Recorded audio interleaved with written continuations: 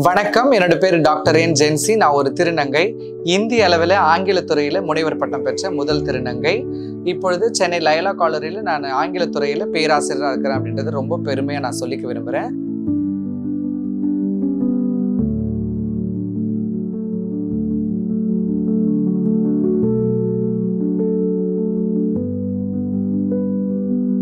நான் இந்த சமூகத்துக்கு மெயினாக ஒரு கோரிக்கை வைக்கிறேன். என்னன்னா, இப்போ நான் ஒரு கல்லூரியில் பேராசிரியராக இருக்கிறேன். என்னை முதல்ல திருநங்கையை பார்க்காதீங்க, என்னை முதல்ல ஒரு பேராசிரியராக பாருங்க. அகாடமிக்கெல்லாம் நான் டெவலப் ஆகிருக்கேன், ஸ்கில்டாக இருக்கிறேன் அப்படின்றத பற்றி முதல்ல யோசிங்க.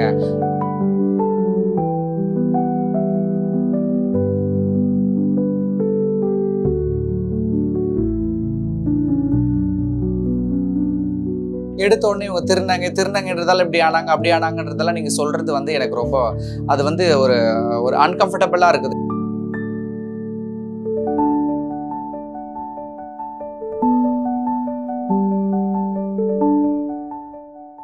ஸோ என்னோட நேட்டிவ் பார்த்தீங்கன்னா, நான் பிறந்து வளர்ந்தது எல்லாமே திருத்தணி பக்கத்தில் இருக்கிற ஒரு சின்ன கிராமம் தான், ஆர்கேபேட்டை புதூர்னு சொல்லுவாங்க. என்னுடைய ஸ்கூல் எஜுகேஷனை ஊராட்சி ஒன்றிய தொடக்கப்பள்ளி புதூர் வழக்கனாம்புடியில் தான் முடித்தேன். பார்த்தீங்கன்னா உயர்நிலைப்பள்ளி ராகிப்பேட்டை கவர்மெண்ட் அரசினர் உயர்நிலைப்பள்ளியில் படித்தேன். ஸோ யூஜி பார்த்தீங்கன்னா பிஏ இங்கிலீஷ் அருள்மிகு சுப்பிரமணிய சுவாமி அரசினர் கலைக்கல்லூரியில் திருத்தணியில் பயின்றேன். MA and MPhil doctor Ambedkar government arts and science college வியாசர்பாடியில் தான் படித்தேன். பிஹெச்டி பார்த்தீங்கன்னா லயோலா காலேஜில் தான் முடிச்சிருக்கேன், சென்னையில். ஸோ நான் சின்ன வயசில் 2வது வகுப்பு படிக்கும் பொழுது என்னை நான் ஒரு திருநங்கையாக ரொம்ப அதிகமாக நான் ஃபீல் பண்ண ஆரம்பித்தேன். ஸோ அப்போ பார்த்தீங்கன்னா என்னோட நடை உடை பாவனைகள் எல்லாத்தையும் பார்த்து என்னை சுற்றி இருக்கிற மக்கள்லாம் என்னை கேலி கிண்டல் செய்கிறது எல்லாமே வழக்கமான ஒன்று.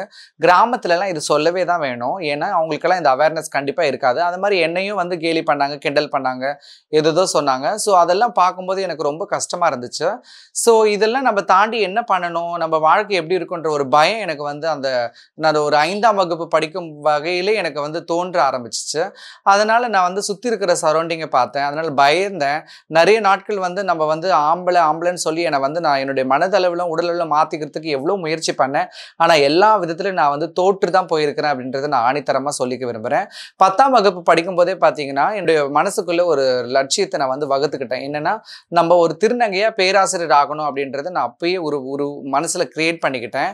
ஏன்னா என்னை சுற்றி இருக்கிறவங்க என்ன ஏதோ ஒரு குறை இருக்குன்னு எனக்கு குறையாக சொன்னாலும் என்னுடைய எஜுகேஷன் வரும்போது என்னை எல்லாரும் மோட்டிவேட் பண்ற அப்படியேப்பட்ட ஆட்களாக தான் இருந்தாங்க. அதனால நான் கிரியேட் பண்ணிக்கிட்டேன். 12th இங்கிலீஷ்ல ரொம்ப கம்மியா மார்க் எடுத்ததுனால தான் ஆங்கில துறையில முதல் பேராசிரியரா திருநங்கை ஆகணும் அப்படின்றத ஒரு குறிக்கோளையும் நான் ஸ்ட்ராங்கா பதிவு பண்ணிக்கிட்டேன். பிஏ இங்கிலீஷ்லயும் எம்ஏ இங்கிலீஷ்லயும் கோல்டு மெடலிஸ்ட் வாங்கியிருக்கேன். என்னுடைய ஸ்கூல் எஜுகேஷன் மற்றும் காலேஜ் எஜுகேஷன் பார்த்தீங்கன்னா நிறைய விஷயங்கள் மறக்க முடியாத நினைவுகளாகவும் ஒரு கனமாகவும் தோன்றக்கூடிய விஷயங்கள் ரொம்பவே அதிகம் தான் அப்படின்னு நான் சொல்ல விரும்பணும்.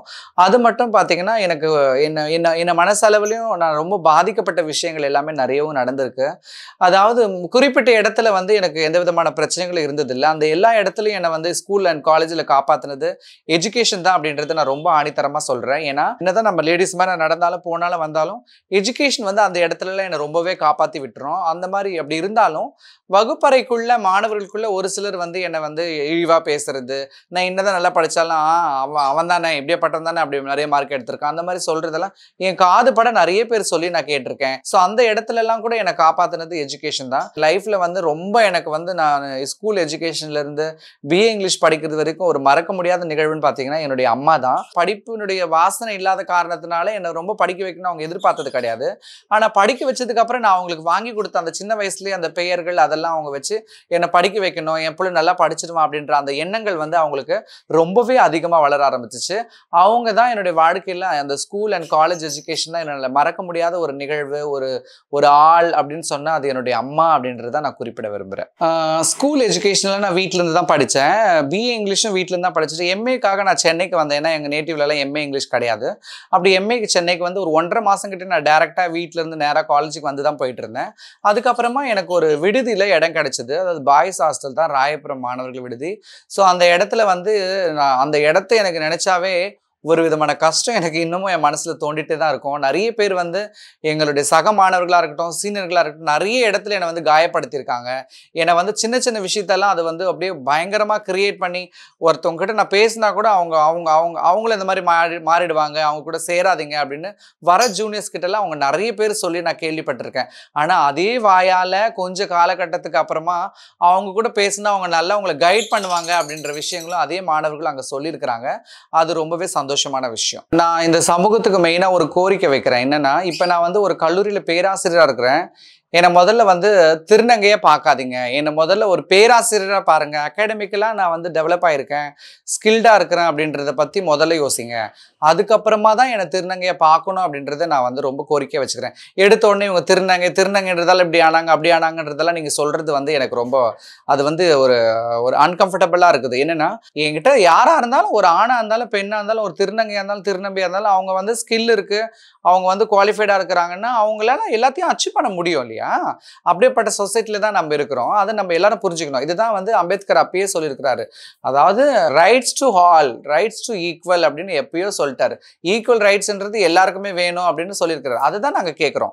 நாங்க வந்து புதுசா எதுவும் எங்களுக்கு மட்டும் தனியா ரைட்ஸ் கொடுங்க அப்படியெல்லாம் நான் சொல்ல. நீங்க ஆண் பெண் எப்படி இயற்கைன்னு எல்லாரையும் அக்செப்ட் பண்ணிக்கிறீங்களோ அது போலதான் எங்களையும் ஏத்துக்கணும். நாங்களும் திருநம்பிகளும் இயற்கை சார்ந்தவங்க தான்ன்றது ஏத்துக்கிட்டாவே போதும். எங்களாவே வாழ விடுங்க, அதுவே எங்களுக்கு போதும். கொஞ்ச காலகட்டத்துக்கு முன்னாடி திருநங்கைகளையும் திருநம்பிகளையும் மக்கள் வந்து பார்த்த விதங்கள் வந்து ரொம்பவே ஒரு டிஃபிகல்ட்டான விஷயம். அது நம்மளால எக்ஸ்பிரஸ் பண்ணவே முடியாது. என்னுடைய முன்னோர்கள் வாழ்ந்த காலகட்டத்திலலாம் திருநங்கைகள் எங்க பார்த்தாலும் கல்லெடுத்து அடிக்கிறது, அவங்கள அடிக்கிறது, ஏளனம் பேசுறது, அவங்க ஊருக்குள்ள சேர்க்காம தள்ளுறது, வீடு கொடுக்காம தள்ளுறது, அந்த மாதிரி விஷயங்கள்லாம் நிறையவே இருந்திருக்கு. இப்போ கொஞ்சம் காலகட்டத்தில் அந்த விஷயங்கள்லாம் கொஞ்சம் கொஞ்சமா படிப்படியா மாறிட்டு இருக்கு அப்படின்ட்டு தான் நான் சொல்ல விரும்புறேன். இப்போ நானே கூட இந்த மாதிரி எல்லாரும் சொல்றாங்க ரொம்ப ட்ரெண்டிங் ஆயிட்டீங்க அப்படின்னு. இந்த மாதிரி ஆனதால் நிறைய விஷயங்கள் அதர் டிஸ்ட்ரிக்ட் அதர் ஸ்டேட்ல இருக்கிறவங்கலாம் ரீச் ஆனதால் நிறைய பேர், நிறைய திருநங்கைகளும் திருநம்பிகளும் எனக்கு கால் பண்ணி வாழ்த்துக்கள் சொல்றது மட்டும் இல்லாம, உங்களை நாங்க ஒரு முன்னோடியா எடுத்துக்கிறோம், உங்களை மாதிரி நாங்களும் மாறணும், எங்களுக்கும் அந்த மாதிரி எண்ணங்களை, எங்களுக்கும் அந்த மாதிரி சிந்தனை நீங்க கொடுக்கறதுக்கு எங்களை கைட் பண்ணுங்க நிறைய பேர் கேட்டிருக்காங்க. இதுவும் ஒரு சந்தோஷமா இருந்தாலும், ஆண் பெண்களும் நிறைய பேர் கால் பண்ணி எங்க பிள்ளைங்களுக்கு நீங்க வந்து ஹோம் டியூஷன் எடுங்க, எங்க பிள்ளைங்களுக்கு வந்து நீங்க ஸ்போக்கன் இங்கிலீஷ் கிளாஸ் ஆன்லைன்ல சொல்லிக் கொடுங்க அப்படின்னு கேட்கறது தான் இது ஒரு பெரிய சாதனை எனக்கு தெரியுது. ஒரு திருநங்கைக்கும் திருநம்பிகளுக்கு தான் நிறைய பிரச்சனை இருக்குதுன்னு நம்ம பேசிட்டு இருக்கிறோம். ஒரு மனுஷனா இந்த உலகத்துல பிறந்தாவே அவங்களுக்கும் நிறைய பிரச்சனைகள் இருக்குது. ஒரு ஆண் ஒரு பெண் கூட பாத்தீங்கன்னா தங்களுடைய அடிப்படை வாழ்க்கையில இருந்து ஒரு ஒரு பெண்ணாக இருக்கட்டும், ஒரு ஆணா இருக்கட்டும், family issues, education issues, society issues நிறைய இருக்குது. ஆனா அது வந்து திருநங்கைகளுக்கும் திருநம்பிகளுக்கும் ரொம்பவே அதிகமா இருக்குது அப்படின்றது தான் இங்க ஒரு பெரிய டிராபேக்கா நம்ம பேசிட்டு இருக்கிறோம். ஒவ்வொருத்தருக்கும் ஒவ்வொரு வாழ்க்கையில் இருக்கிற அந்த குறைகள், நிறைகள் எல்லாத்தையும் நம்ம சமாளிச்சு நம்ம நினைக்கிற அந்த லட்சியத்தை நிறைவேற்ற அளவுக்கு நம்ம போராடுறது தான் அங்க விஷயமே. ஸோ இப்போ நான் என்னுடைய ஸ்கூல் எஜுகேஷன் இருந்து நான் என்னுடைய பிஹெச்டி எஜுகேஷன் வரைக்குமே நான் சந்திச்ச பிரச்சனைகள், என்னுடைய கஷ்டங்கள், problems from the society, from the family backgrounds, neighbours, இந்த மாதிரிலாம் பார்க்கும்பொழுது அது ரொம்பவே ஒரு பெரிய ஒரு கொடுமை. ஏன்னா ஒவ்வொரு இடத்துலையும் ஃபார் எக்ஸாம்பிள் ஒரு சின்ன ஒரு கல்யாணத்துக்கு நம்மளை கூட்டிட்டு போனா கூட எல்லாரும் அங்க இருக்கிறவங்களாம் நான் ஏதாவது வாய் திறந்து பேசினா என்னை வந்து நம்ம எங்க பேரண்ட்ஸ் கிட்ட வந்து சொல்லுவாங்க. அதெல்லாம் ரொம்பவே கஷ்டமா இருக்கும். அது மட்டும் இல்லாமல் வேற எங்கன்னா ஒரு குடும்பமாவோ ஒரு ஃபேமிலியாவோ எங்க ஒரு ட்ரிப்பு அந்த மாதிரி போனா கூட அப்போ எனக்கு ரொம்ப கஷ்டமான விஷயங்கள் நிறைய நடந்துடும். அப்போ எல்லாரும் எங்களை குரூப் ஆஃப் நீங்கள்லாம் ஆம்பளை பசங்க கூட போகணும் அப்படின்னு சொல்லி தள்ளிடுவாங்க. அப்போ வந்து அந்த மாதிரியான இடங்கள்லாம் அது எனக்கு வந்து ஒரு அன்கம்ஃபர்டபுளா இருக்கும். நான் என்ன ஒரு பெண்ணா தான் ஃபீல் பண்றதுனால ஆண்கள் கூட போய் உட்காரவோ பேசவோ நிற்கவோ அதெல்லாம் கஷ்டமா இருக்கும். அந்த மாதிரி டைம்ல இந்த மாதிரியான ஒரு சமூகம் சார்ந்த ஒரு நிகழ்ச்சிகள் இதெல்லாம் வந்து நான் போகிறது ரொம்பவே வந்து தவிர்த்துட்டேன். ஸோ எனக்கு தெரிஞ்சு இந்த மாதிரியான ஒரு சுச்சுவேஷன், இந்த மாதிரியான ஒரு புரிதல் இருக்கிற ஒரு குழந்தையோ ஒரு யாராவது உங்களுக்கு தெரிஞ்சவங்களா இருந்தா அந்த மாதிரிலாம் இல்லாம அவங்களாவே இருக்க விட்டுட்டு அவங்களுடைய எண்ணத்தின்படி அவங்கள வாழ விட்டுட்டு அவங்களுக்கு அதுல சந்தோஷத்தை கொடுத்தா அது இன்னும் நிறைய சந்தோஷமா இருக்கும், இன்னும் அவங்க நிறைய சாதிப்பாங்க அப்படின்றது என்னுடைய கருத்து. இந்த பிறவில நான் ஒரு திருநங்கையா பிறந்து நான் வந்து இப்படியே இறந்துட்டேன்னா என்னுடைய ஆத்மா சத்தியமா சாந்தியே அடையாது. ஏன்னா நான் சின்ன வயசுல நான் உங்களுக்கு நிறைய இடத்துல சொல்லியிருக்கேன். சின்ன வயசுல இருந்து நான் அந்த 10ஆம் வகுப்பு 12ஆம் வகுப்பு படிக்கலாம் ஒரு பேராசிரியர் ஆகணும் இங்க ஆங்கிலத்துறையில நான் திருப்பி சொல்லிட்டே இருக்கிறேன். அந்த கனவு நான் தமிழக முதல்வர் அவர்கிட்ட வச்சிருக்கிறேன். ஸோ அவங்க வந்து என்னையும் கன்சிடர் பண்ணி ஏதாவது ஒரு அரசினர் கலைக்கல்லூரியில ஆங்கிலத்துறையில நிரந்தர பணி உதவி பேராசிரியராக எனக்கு வழங்கணும் அப்படின்றது தான் என்னுடைய கோரிக்கை. தமிழக முதல்வர் அவர்கள் இதை பார்த்தீங்கன்னா எனக்கு கன்சிடர் பண்ணுங்க. ஸோ இது என்னுடைய வளர்ச்சி மட்டும் கிடையாது, எனக்கு பின்னாடி வந்திருக்க நடந்துட்டு இருக்கு. என்னுடைய சமூகத்தினுடைய ஒட்டுமொத்த வளர்ச்சியா தான் இதை நான் பார்க்குறேன். அதாவது நான் இவ்வளவு தூரம் வந்துட்டேன், வளர்ந்துட்டேன் அப்படின்றத விட இந்த இந்த ஒரு அரசாங்க பணிக்கு நான் செல்லும் பொழுதுதான் இது வந்து முழுமை அடையும் அப்படின்றத நான் உங்களுக்கு ஆணித்தரமா சொல்லிக்கிறேன். எங்களுக்கு வந்து ரிசர்வேஷன் கிடையாது. எங்களுக்கு எதுவும் ஸ்பெஷல் கோட்டாஸ் எல்லாம் எதுவும் கிடையாது. அதாவது நான் குவாலிஃபைடா இருந்தும் உங்களுக்கு கேட்கிறேன். அதாவது ஒரு அரசினர் கலைக்கல்லூரியில எனக்கு நிரந்தர பணியை ஆங்கில துறையில வழங்கணும் அப்படின்றது தான் என்னுடைய ஆணித்தரமான கோரிக்கை. எனக்கு அப்பா அம்மா கிடையாது. உங்களை அப்பாவா இருந்து கேட்டுக்கிறேன். இந்த சமூகத்தை பார்த்து நான் நிறைய கொஸ்டின் கேட்கணும்னு நினைக்கிறேன்.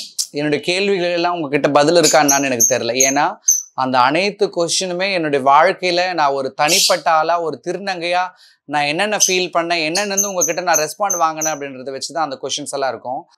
தயவு செஞ்சு திருநங்கைகள் அப்படின்னா அவங்க பாலியல் தொழில் செய்யறவங்க, பிச்சை எடுக்கிறவங்க அந்த எண்ணத்தை முதல்ல மாத்திக்கோங்க. அதுக்கு நானும் ஒரு எக்ஸாம்பிள் தான். திருநங்கைகளும் சாதிப்பாங்க, திருநம்பிகளும் சாதிப்பாங்க அப்படின்றது தான் என்னுடைய ஒரு மிகப்பெரிய ஒரு எண்ணமா நான் வச்சிருக்கேன். நீங்க என்ன மட்டும் பார்க்காதீங்க. என்னுடைய வளர்ச்சி டாக்டர் ஜென்சி போல நீங்க அவங்களை அக்செப்ட் பண்ணி சொசைட்டில நார்மல் ஹியூமன் பீயிங்கா அவங்களை நீங்க ட்ரீட் பண்ணீங்கன்னா டாக்டர் ஜென்சி மாதிரி நிறைய பேர் இந்த சொசைட்டில உருவாங்க அப்படின்றது என்னுடைய கருத்து.